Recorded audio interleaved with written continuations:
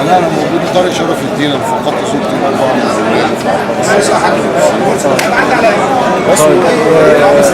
بس جايين النهارده عشان نتابع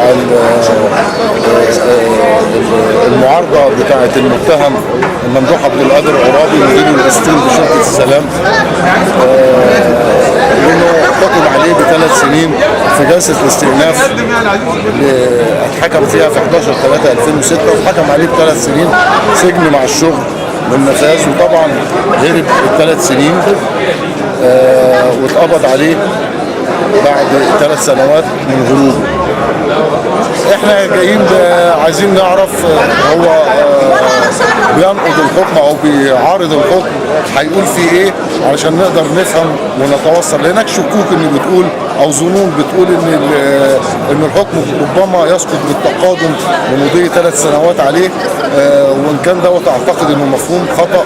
لان المادة 18 من قانون الاجراءات بتقول ان لا بيسقط الحكم بعد مضي 3 سنوات من تاريخ اخر حكم. ما ننساش ان المتهم صلاح جمعه ربان العباره سانت كاترين كان حكم عليه ب6 شهور ونقض الحكم واتحكم عليه بعدها بحوالي سنه. فاذا ال3 سنوات اللي هم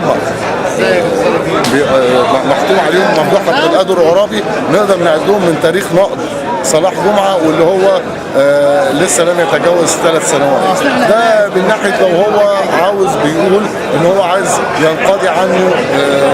العقوبه لمضي المده، لكن احنا ما نعرفش بالتحديد هو مقدم ايه او معارض عن الحكم بيقول في ايه، واحنا جايين النهارده نحضر الجلسه علشان نقدر نعرف ايه اللي ممكن يقوله ممدوح عبد القادر العرابي، لان احنا عندنا الرد وعندنا ردود كثيره لكل امر من امور عباره الفساد السلام 98.